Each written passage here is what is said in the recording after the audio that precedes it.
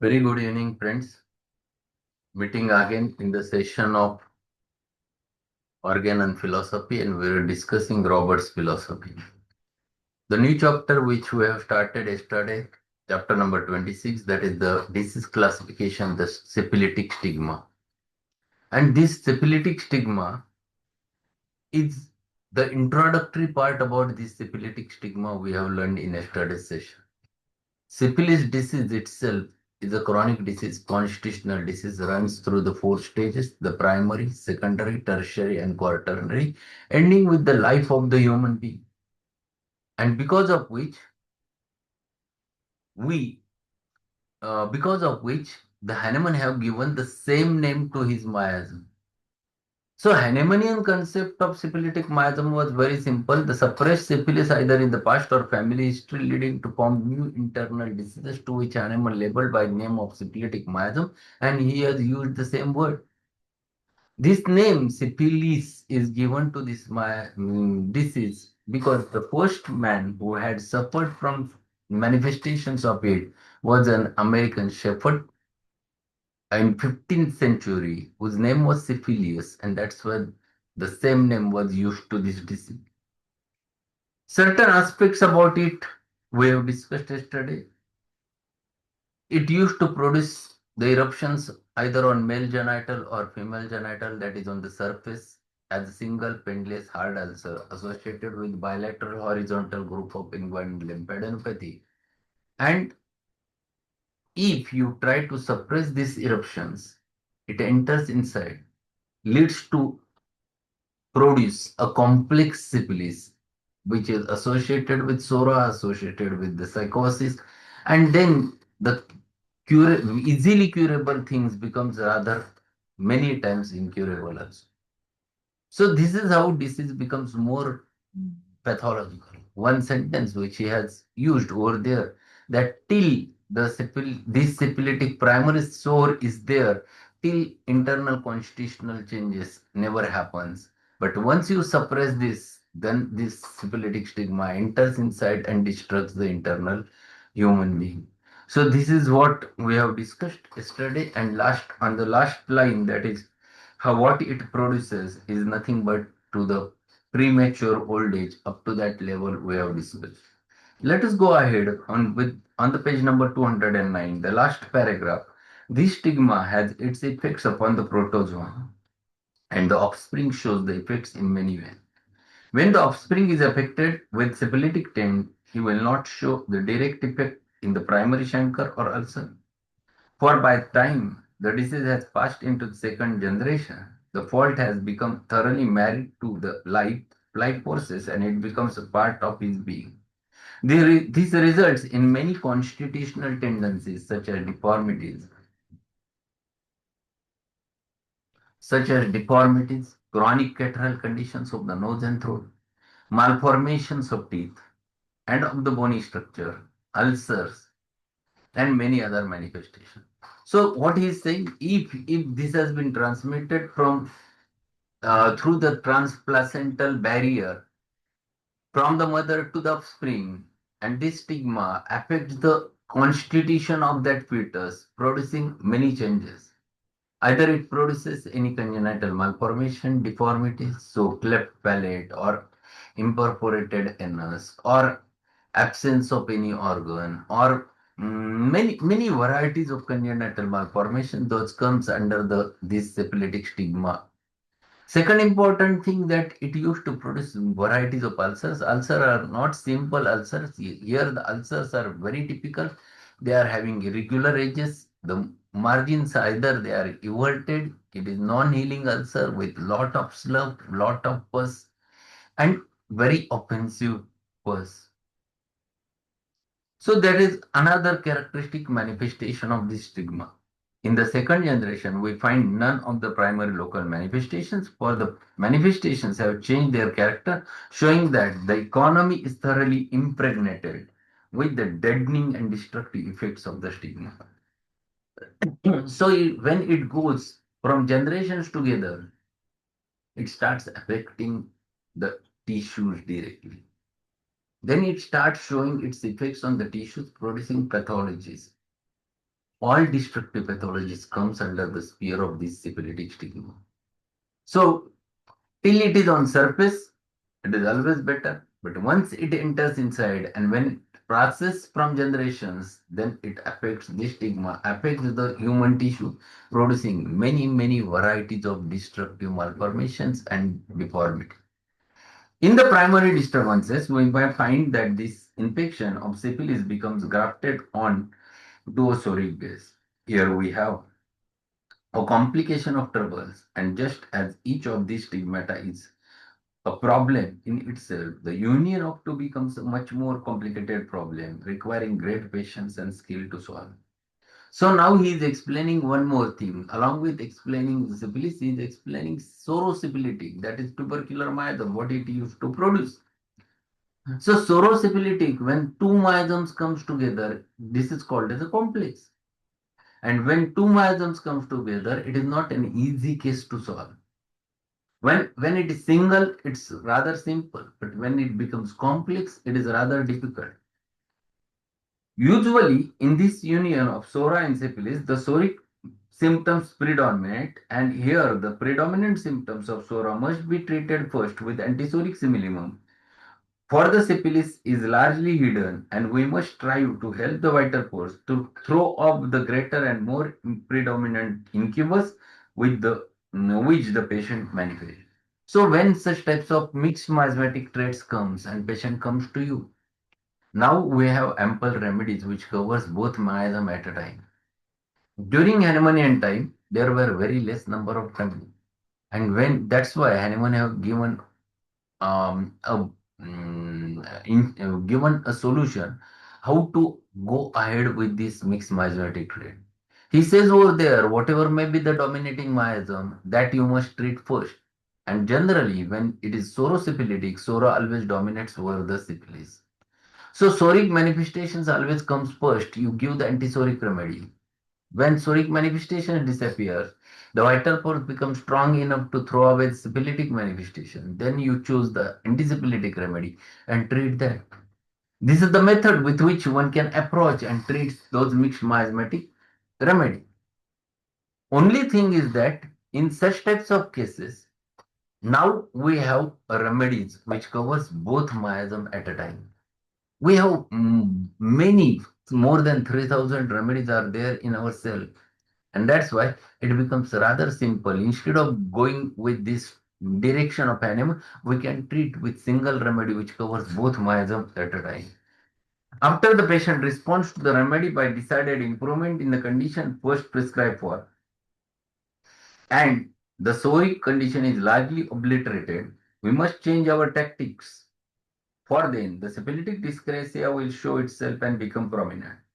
Then the symptoms must be met with antisyphilitic remilumum or the remedy that is most similar and adapted to syphilitic symptoms, to which we will be guided by the similitude of the remedy. So, this is what he is explaining. The sora, if it is dominating, use the antisoric, treat that sora, then syphilis comes out, finding out a remedy for syphilis, and that covers the whole story. The patient who is suffering from syphilis in a latent state.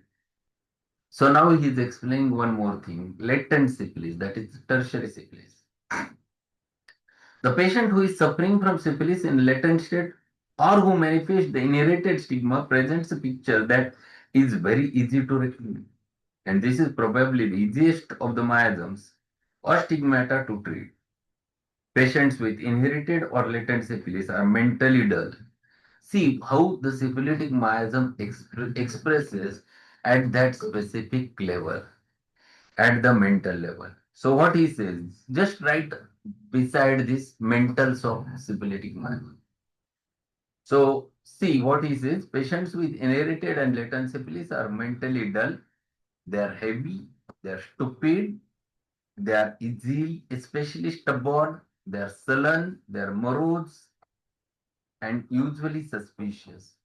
Out of which this suspicious state belongs more commonly to the psychotic than syphilis. But rest of the things are very important. That is the mentally dull and heavy, stupid. mental state is one has to understand. They are not easily understand what you want to say. This is very, very important thing which he is explaining. At the same time, he is explaining they are stubborn. Stubborn means they are quite obstinate, haughty. They are sullen. Sullen means their face is completely despaired. Sullen, durmukhlela chehra. The face is absolutely sad. Morose. Morose means because of grief, when the face becomes sad, then it is morose. And usually suspicious. They are always depressed, but in the depression, they keep their thoughts to themselves. They keep their troubles to themselves and sulk over there. Sulky is another rubric. Sulky is same thing, sullen sulky. That is the face which is showing a typical sadness over there. And that sadness, depression, despair of spirits, weary of life is characteristic of this Mayas. This is very, very important that these things which you must able to catch, otherwise patient may enter into the suicidal states also. And that's why if you are able to read all those things on patient's face, it's very important that these are the indications of syphilitic miasm, the destructive miasm, and that's why it is necessary to treat it early. These are the people who develop fixed ideas which are not eradicated by any amount of explanation or talk. Fixed ideas again belongs more commonly to the psychotic, but sometimes it is psychosyphilitic also. Fixed ideas means they have obsession in doing certain things again and again. And that's why washes hands continuously. That is one important feature you go get in syphilinum. So that is an obsession, that is fixed idea with their mind. Their mental powers are slow in reaction and they become melancholy and condemn themselves. Melancholy is again a grief which is continuous there or in present, and because of which they condemn themselves, they reproaches themselves. स्वतःलाच नावं ठेवणं, स्वतःलाच दोष देणं, that is very typical with this mayasm. They blames themselves, and because of which there is a tendency to of suicidal thoughts and to do the suicide. They like to be alone, yet desire to escape from themselves as well as from others. So they want generally to be alone. That is very characteristic. At the same time, they yet desire to escape from themselves as well as from the other. So wherever they are, they want to escape from that situation. That is very characteristic. They want to escape from the life also. That is another feature which you can get over there in the syphilitic minds. Slowness in their slowness of comprehension of the thoughts they had in starting, a sentence will vanish, they forget what they were about to say, and they find it hard to get back into the track of their conversation. So they were talking, and all of a sudden the thought is vanished, and what they were saying, it has been completely lost. So they start the sentence but forgets what they were saying. That is very typical with this miasm. It is sudden loss of memory, sudden and acute loss of memory, which you can get over there, and they lost or they lose the track of their conversation. If they are reading, they read a few lines and then they must reread it to comprehend it. So difficult comprehension is another rubric. They cannot comprehend it easily. Akalan न होणं. So they have to read it again and again. So they read it, then after some time they reread it. Even after some time they reread it. Because it has been not completely comprehended, which actually they should. And this is the problem. Here lies the syphilitic mind, that difficult comprehension is one of the important feature. The intellect gets generally hampered in case of these mayas. They are always worse at night. This is general symptom, general modality. All complaints of syphilitic miasm are worse at night. Daytime aggravation is psychotic miasm and night aggravation is characteristic of syphilitic stigma. All symptoms develop more after the sun goes down. So, sunset to sunrise aggravation is always syphilitic miasm. Sunrise to sunset is the characteristic of the psychotic miasm. There is a oppression, restlessness, and anxiety at night. Oppression. Oppression means they feel choked up, they feel blocked up. There is a oppression of chest. There is restlessness. They become so restless. What is happening? They are not able to understand. Anxiety developing at night specifically, not in daytime, but at night they develop anxiety. They dread the night because it is so oppressive. They feel when sun will come out, they are waiting for the sun to come out because all their complaints gets aggravated at night. They become so restless at night. They become so oppressive at night. They cannot understand anything during night, and there is anxiety which is overwhelming on their mind during the night, and they are waiting for the sun to come out. They dread the night because it is so oppressive. Restlessness is so great that it drives them out of bed. So, see, restlessness is so great that it drives them out of the bed. So, it throws them out. It through days they won't. They become so restless. They never lies in the bed. They comes out, walks, and wait, always looking towards the clock that when there will be a sunrise. Very important feature. So these are general modalities and general features. The aggravation at night is characteristic of this.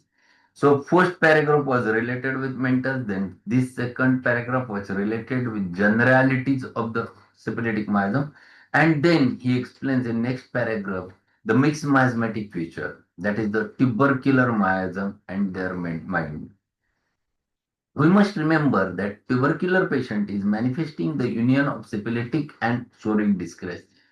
So, what Robert has done, Robert has compared the miasm. He has not just only explained syphilitic, he is explaining syphilitic along with pseudosyphilitic. So, we must remember that tubercular patient is the manifestation of manifesting the union of syphilitic and psoriatic dyscrasias. Oftentimes, we find child who is inherited this stigmatic combination has a tendency toward the tuberculosis. This child represents the picture of problem child in the school. Underline this problem child, being slow to comprehension, dull, unable to keep line of thought. So they are restless, they cannot concentrate, they cannot understand, the comprehension is difficult. These are very typical of the tubercular when it is mixed miasmatic. It's unsocial. So tubercular miasm always gives one more feature of autism. Autism disorder goes more in favor of tubercular miasm or it is more in favor of syphilitic miasm. He is unsocial, keeps to himself and becomes morose and sullen. Morose, they are not happy. They are in their own mind. They are in their own thoughts. No greater service can be rendered to society than to meet these conditions of the problem child of the school age and under with the homeopathic treatment, using as weapons in the antisyphilitic and antisoric remedies as they are indicated. This is the only treatment that will put the children into the sphere where they will be able to develop normally and become useful and happy citizens. This last sentence is very useful and I'm tremendously happy that at present I'm having many autistic children in my practice.